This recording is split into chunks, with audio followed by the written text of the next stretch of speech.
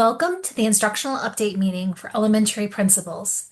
This is our meeting for May 2026. All information shared today can be found on our website, resa.net/principal updates. We encourage you to check back often for additional information. Each month, we like to share the Wayne RESA update report with you. This month's update is full of information that is applicable to many different people in your district, so we encourage you to take a look and forward this on to others who may find the information useful. Hi, everyone. Welcome to the mathematics updates. My name is Dawn Chauvin. I'm one of the elementary math consultants here at Wayne RESA, and my colleague Janine Owen is another elementary math consultant here at RESA. We're here to share kind of the updates of what's going on in mathematics. So we've had 3 districts participate this year in the great work with early math at the state level. Our colleague Sonia Malik is on loan to the state right now as part of the early math project. And we wanted to share some of the focus of what's been going on in that learning and let you know that although you may not have participated this year, we have opportunities potentially depending on funding to participate next year if the state projects continue. And Janine and I are here ready to help support you make this work come to life in your buildings and your districts and support your coaches and teachers. The educator learning focus was really all about facilitating discourse and the impact that has on children being knowers and doers and thinkers related to mathematics. If you want to know more about it, you can scan the QR code. There's a lot of the research behind the why, the shifts in practice, as well as the data showing growth. And then if you go to the very bottom of it, what is a lengthy booklet, you can see all the Wayne County successes. So we had 2 coaches in Plymouth Canton sharing their stories and the impact it had. In addition to that, we had South Redford with Fisher Elementary and all the great work that happened there connected to the educator learning focus. And then finally, we had Taylor School District as well. And just really want to showcase all the great work that's happening at the state that's also connected to what we're doing here in Wayne County. And again, if you want to know anything more, go ahead and scan the QR code. And reach out to us. We are happy to support you in making this work come to life in your district. And as soon as we know whether or not the state will have some funding for this project next year, I believe it's going to be joint in conjunction with literacy. And hopefully we can support you in deciding if that's a good fit for your building or your district as well. Here to remind you about our early math essentials.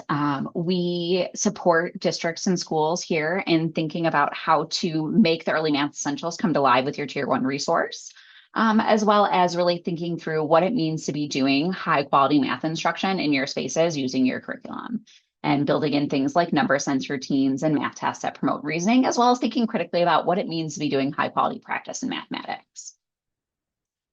We have a couple of key professional learning opportunities.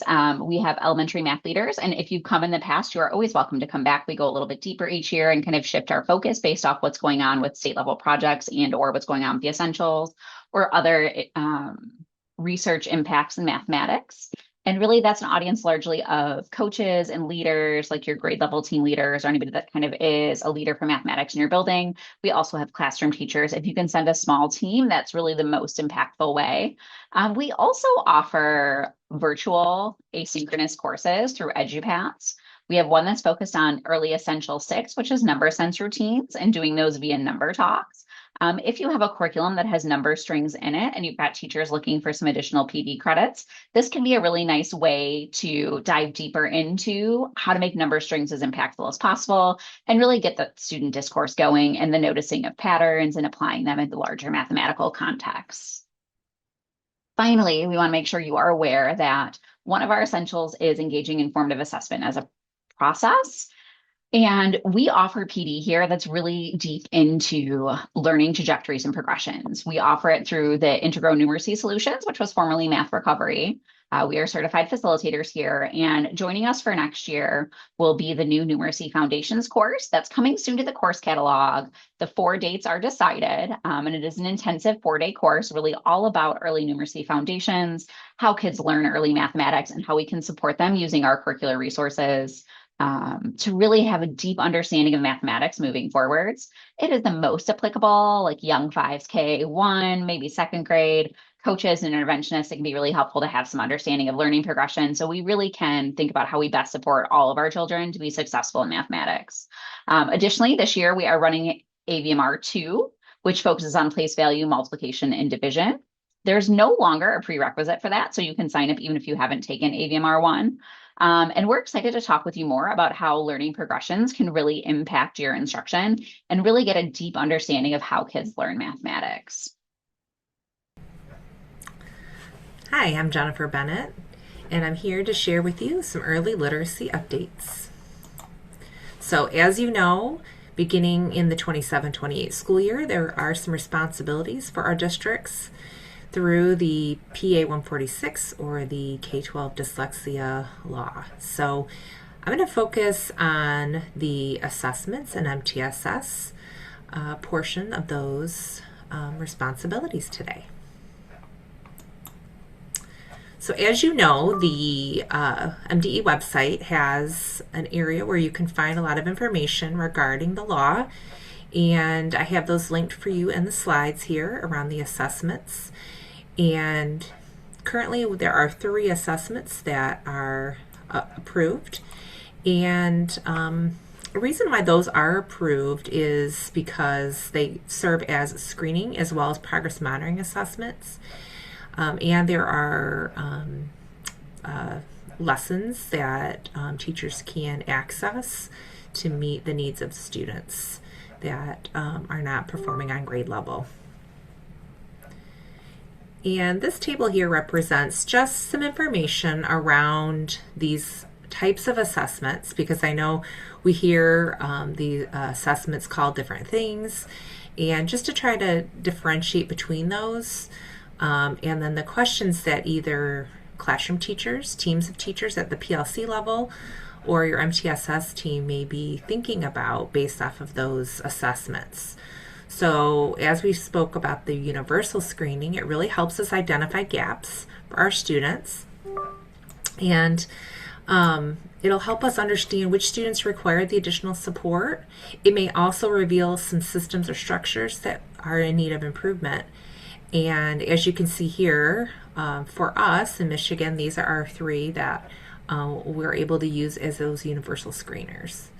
Now, they also can be used as well to help us understand the outcome, to progress monitor, and it helps us understand if our supports in place for interventions really did meet the needs of our students. Was the instruction effective? So those kind of sandwich in the beginning, middle, and end of the year as a gap identifier, but also to help us understand if we met the needs of our students, and throughout that time as a progress monitoring tool. So as we look at the different assessments here, diagnostic assessments will help us dig a little deeper around those students that maybe we've already screened and we've noticed do have a gap and do need intervention. Our teachers may need to look a little deeper and to identify the exact intervention. So as I speak to COSAs in the district, these assessments are being utilized in their coaching cycles with teachers, as well as through the MTSS process. So as you can see here, the spelling inventory, UFly placement test, Acadian's reading diagnostic, core phonics surveys. Those necessarily don't need to go away. They may help us really figure out what targeted supports are needed for our students. And then that's when the action planning comes into place, or we think about our individualized reading intervention plans, or our IRIPs, and then really focusing on a goal, determining the supports that'll be put in place, and then again, kind of following that up with that universal screener. So we know that many of you have not determined your universal screener for the dyslexia law. So we have some webinars coming up, and as you can see here, some of them have passed, but today we had our first one around Amira ISIP Assess. We will have recordings available to you as well so that you can view that and learn more about those assessments and how those would meet your district's, your building's needs. And so we also have some literacy professional learning, and the links to these will be in your slides that you receive But, so as you're looking forward to your next school year and what things that you need to firm up, please think about some of these resources that we have planned for you, especially the explicit instruction 2 days coming up in August. We're excited about partnering with my MTSS around that. And then, as well, as I'm here with you today, I want to share a little bit about our MTSS conference that's coming up. We hope to see you there. We have a lot of, it's on September 29th, and we'll be at Vista Tech at Schoolcraft College. And we're really excited about Dr. Angela Burke as our keynote speaker. She'll also be providing a breakout session for us, as well as partnering with local districts that are going to share some key things they've learned and they have in place to make MTSS successful in their district. So we're excited. We look forward to sharing more with you very soon, but we hope you can join us there as well. So thank you, and I will hand it off to the next. Hi everyone, I'm Kate Pearson and I'll be providing the special education updates for you. MDE has come out, the Office of Special Education has come out with additional and new and updated guidance for your team. So I wanted to highlight the three either updated or new guidance documents. They did just recently make changes to the Specially Designed Instruction Guidance, also known as SDI. They created a new integrating special education with MTSS supports guidance document. And MDE, the Office of Special Education, also came out with a compliance outcomes document. So not only will this be helpful for you to review for yourselves, but also to share with any additional team members in your building. Our team has also been working hard on the early childhood guidelines for behavior intervention. So a large committee worked to develop this guidance document, and it really is focused on developmentally appropriate practices for supporting the development of Tier 3 behavior plans, focusing on young children, specifically in preschool and early elementary grades. So we do have the guidance document linked for you to review. It's also provided on our Wayne RESA website. If your team needs additional hard copies, you can contact Dr. Kelly Anderson, and her email is listed on the slide below.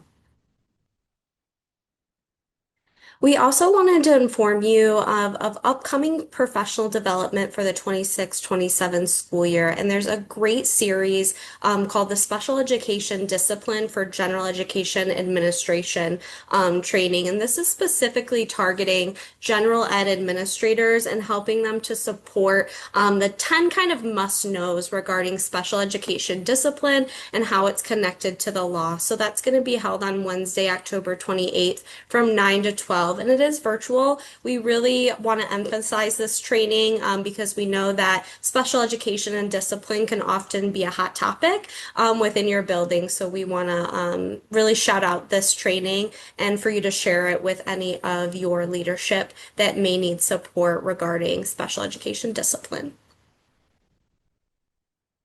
We also wanted to highlight some professional development that our assistive technology team will be coming out for the 26-27 school year. The first one is Every Book, Every Learner, creating an inclusive library for all. And the second PD is Access Isn't One Size Fits All, exploring alternative AT methods. So these are going to be held right at the beginning of the 26-27 school year, September, October. And what we really wanted to highlight is that we often get a lot of special education attendance and participation, but we're really hoping that you're able to share these assistive technology PD opportunities with your general education staff as well so that we can support the collaboration because we know that unique learning needs are in all classroom settings across all buildings. So we just want to make sure that we're supporting communication and access for all of our students. Next slide.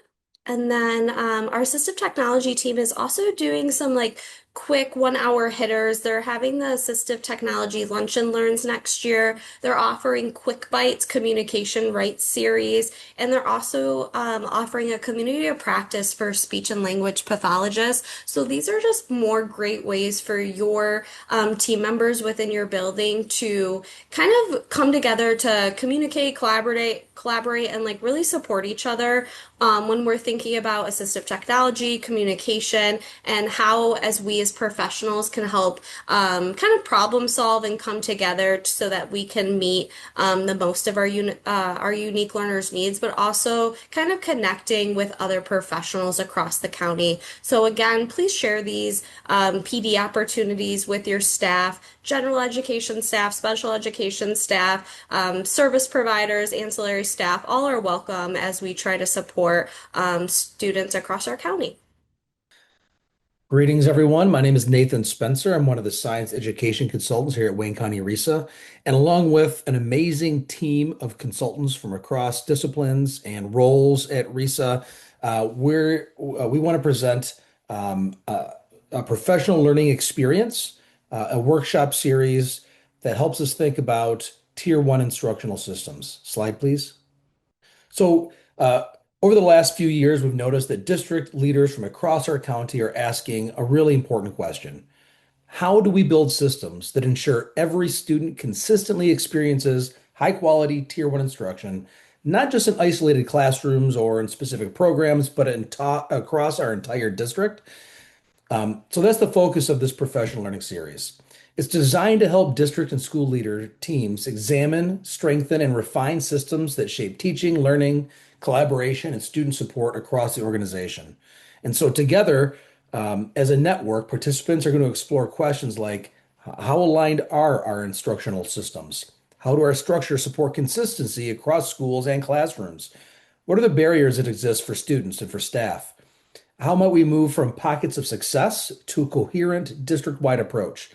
And how do we create systems that proactively support all learners rather than or reacting after students struggle? So throughout the series, teams will engage in collaborative inquiry, systems analysis, reflection, and planning that connects directly to their local context and their priorities. While we examine examples of strong Tier 1 instructional practices, the deeper focus in this workshop series is on the systems that surround those practices, the structures, the decision-making processes, leadership moves, and the organizational conditions that really do allow for effective teaching and learning to flourish consistently and coherently across a district. And all of this work is grounded in the belief that every district has already they have important strengths to build from. So the goal isn't really to focus on what we might be doing wrong. It's really to create greater coherence, clarity, and alignment so that the work educators are already doing can have even greater impact for kids. So the series provides district teams from the curriculum level to the building administrative level to the instructional leadership level, like instructional coaches and lead teachers, the time, the structure, and the collaborative space to think strategically about their systems and take meaningful next steps towards sustainable improvement. Now, we all know this that when systems become more coherent and more responsive, Tier 1 instruction becomes stronger for every single student. So we're going to do all of this in a network space using in-district collaborative structures and multiple opportunities to learn and refine leadership structures for your district. We would love to partner with you in this work.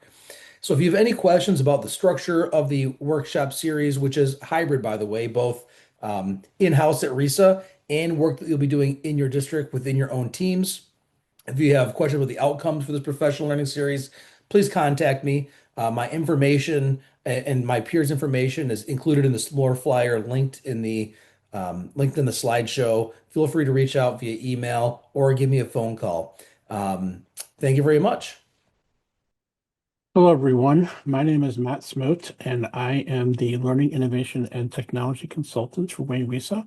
I'm also representing for Judy Bowling, our Instructional Technology and Library Consultant, and I will be updating you on instructional technology updates.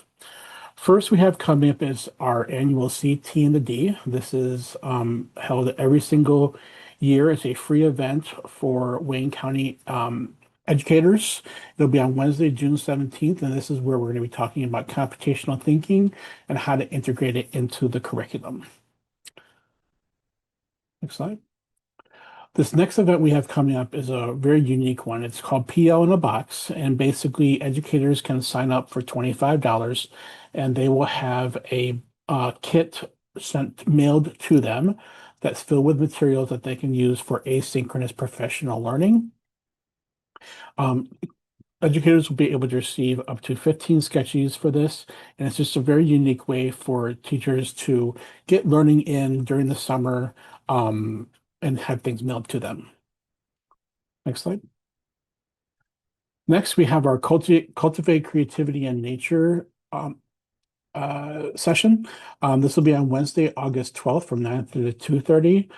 This is a great event that brings all of our work that we do in terms of our core curriculums and technologies and bring it to outside and how we can kind of integrate nature into our daily curriculum. So I'm really excited to be hosting this and looking forward to seeing people here. Next, we have Jennifer Lagarde will be coming to lead this session as it comes to mindful media habits in the age of algorithms.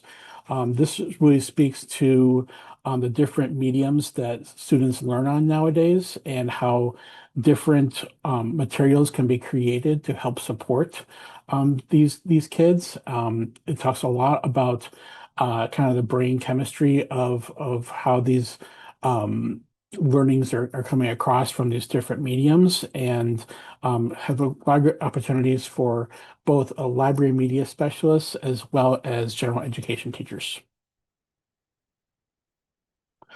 Next, this session is run by me. This is going to be a session that's directly for our electives and specialist teachers. So this is really looking at how AI can help support you all in your classroom. So ideally for music teachers, art teachers, STEM teachers, so if you do any kind of elective, if you teach any kind of a special, you'll be able to be supported in this. This session will be on November 3rd from 12:30 to 3:30.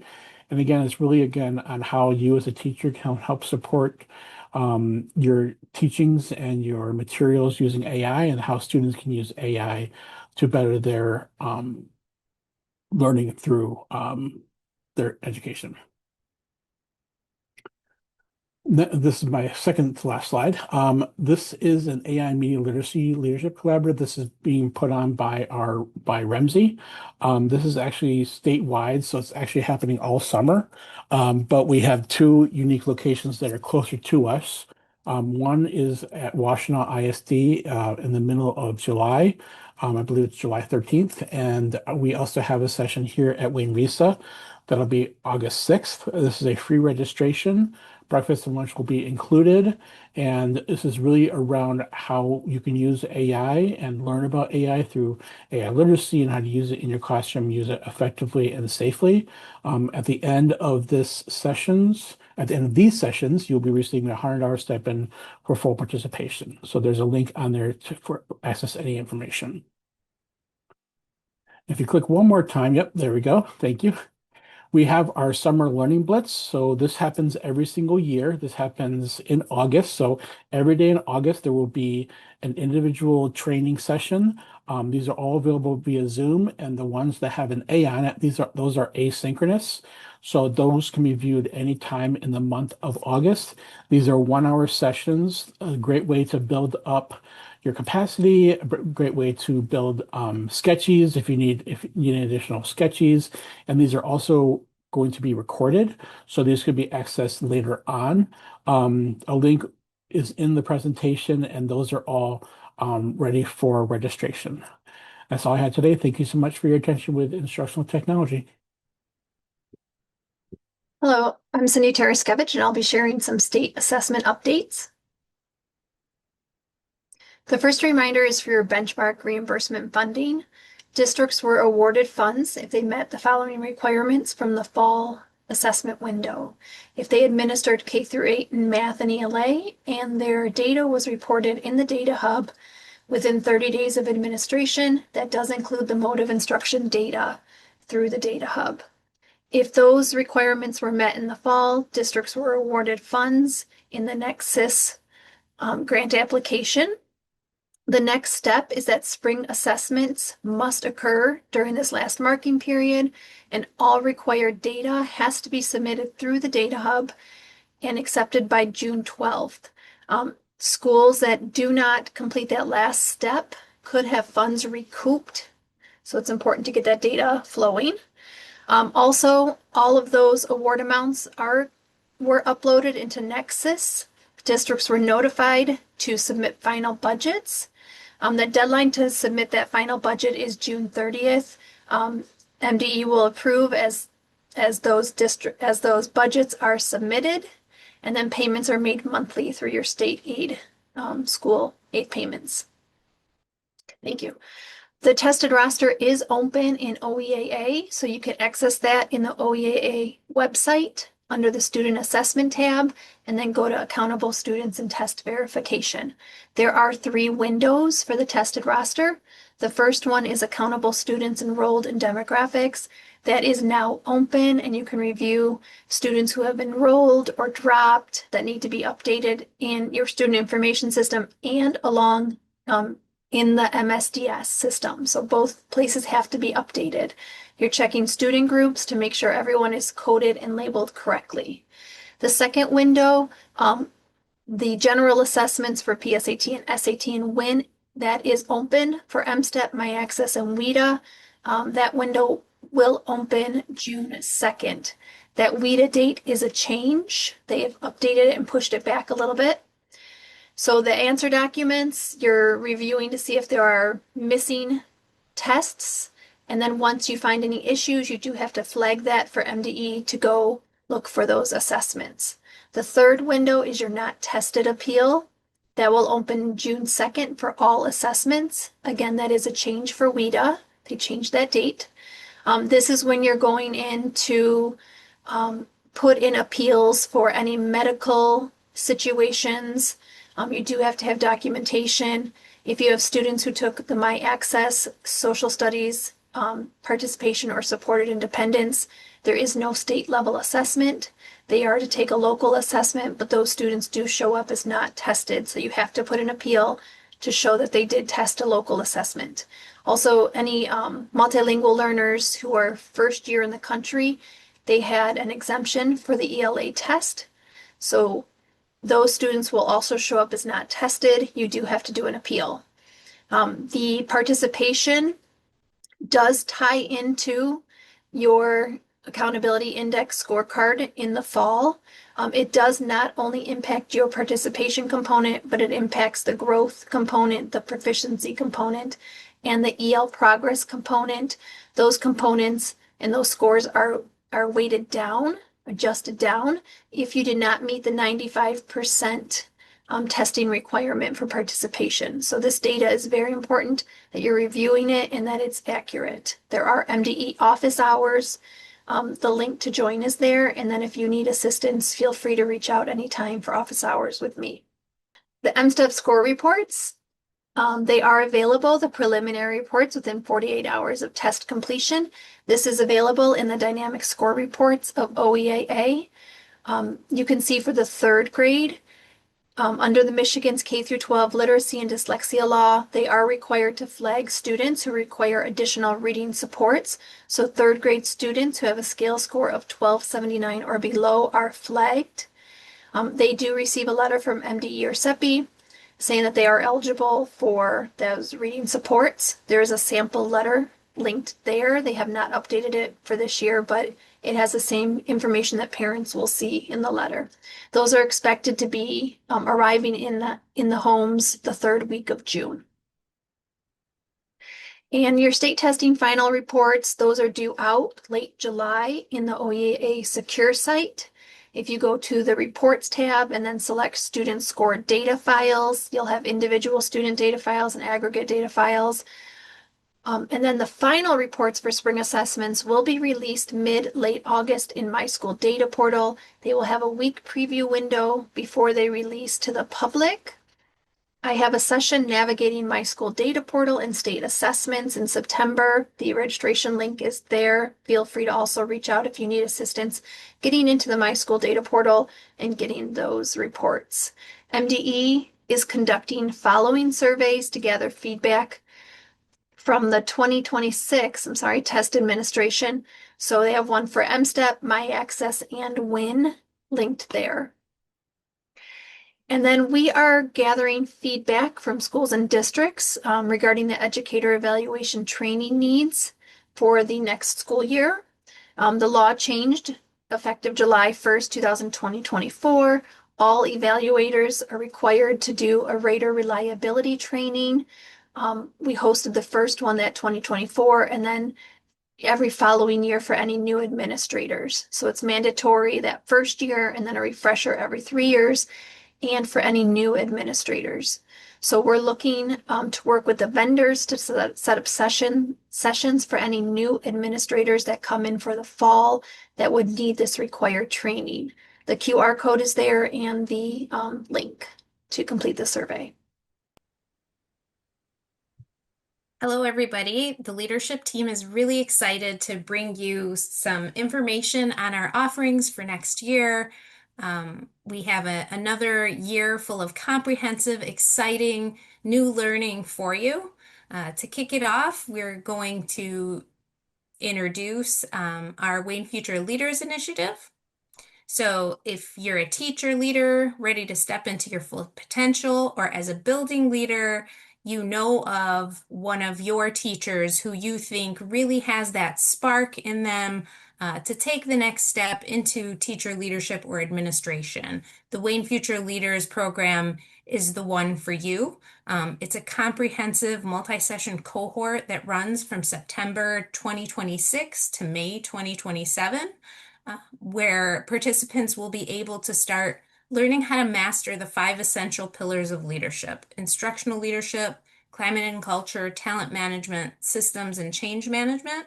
And within this, our participants have the opportunity to learn from nationally recognized speakers.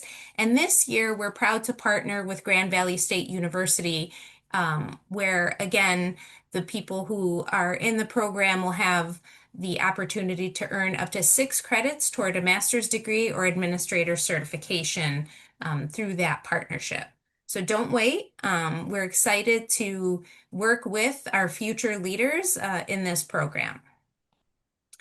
The next program that we're going to talk to you a little bit about is the Instructional Leadership Series. So it's a great way to round out your leadership toolkit, sharpen your educational lens. It's a 4-part series we're titling Instructional Leadership Walking the Talk. And the objective for this program is to bridge that gap between leadership theory and real classroom impact, alongside our content area experts. And so we're fortunate to be working with our literacy, math, and science and social studies consultants at Wayne RESA to really help provide a lens for what to look for, what great instruction should look like in our classrooms. And so the key takeaways will be being able to develop expert observation and walkthrough skills for those core subjects while building a school culture that's fiercely focused on student achievement. So you're really going to want to mark your calendars for this one as well. Our next program is the Communities of Resilience series. And, we truly believe that great leadership starts with building environments where everyone can thrive. And so that's why we are proud to present our Communities of Resilience offering. And it allows our participants to discover how to create resilient schools through cutting-edge relationship building and research, and focusing on connection, self-regulation, and adaptability. You'll gain a deeper understanding of brain research to help co-regulate with students, foster whole community wellness, and walk away with a practical toolkit of ready-to-use strategies. So please join us for crucial conversations across these 4 key sessions that will be offered through this series. Next, we have our new principal and assistant principal academy. We are really, really proud of this academy. We allow principals that have 1 to 3 year experience and opportunity to connect with other principals during these sessions. We talk about the science of leadership. We provide strategies for high impact to navigate through the demanding operations that take place throughout the day in a school, in a district. And we build the confidence of the leaders that are entering into this field within their first 100 days. It's really exciting to allow this space for relationships to be built across districts and schools, as well as to have that rich conversation around making decisions and providing clarity with the framework that is built and the pressures around being a principal, a new principal, or a new assistant principal. Here we have our learning series for leaders, and we have two cohorts. The sessions will take place in September, October, December, and March 11th. We have solidified two of our speakers already, one for September, Buddy Rice around climate and culture, which is one of our pillars that we focus in on. Moments of Magic. He is going to really give some exciting information around how to build a professional climate and culture that's rich in making moments of magic. In October, we have Dr. Brianna Wall, Instructional Leadership Pillar, Leading Special Education. And so, with that, we are very excited to solidify the December and March keynote speakers, and they will be built around our five pillars. You don't want to miss out on these learning sessions with these renowned speakers. I guarantee that you will have an exciting time. You will gain a lot of information that you can take back that is practical and be ready to use and sharpen your tools in your toolkits.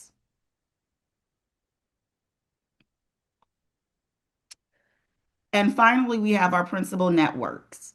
They are around the elementary and secondary areas for principals to network with one another. It will build strategic growth designed for current administrators seeking connection, perspective, and continued professional growth.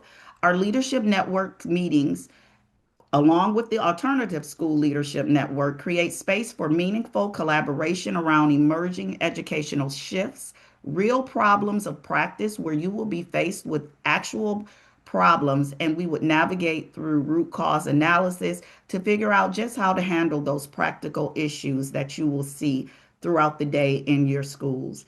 Also, the strategic leadership challenges will be built in. These sessions provide timely updates, actionable strategies, and the opportunity to build a strong professional learning community across districts and settings. You don't want to miss out on any of these opportunities to garner relationships, foster impressive strategic growth, as well as to be able to network across all schools and districts.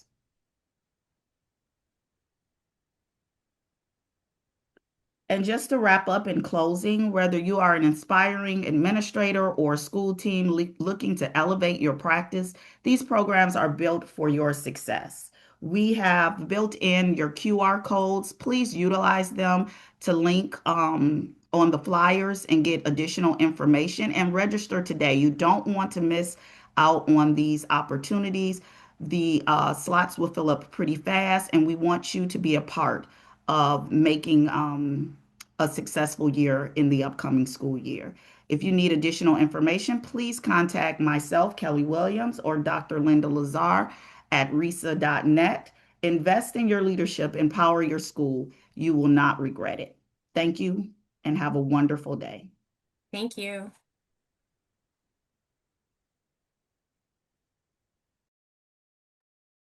Great. That brings us to the end of today's session. We thank you for tuning in to listen to this month's updates. If you have any questions or needs, feel free to reach out. And we do want to again stress that all of the resources and pieces that were shared today, including the slide deck, are available for you at resa.net/principal updates. Thank you and have a wonderful summer.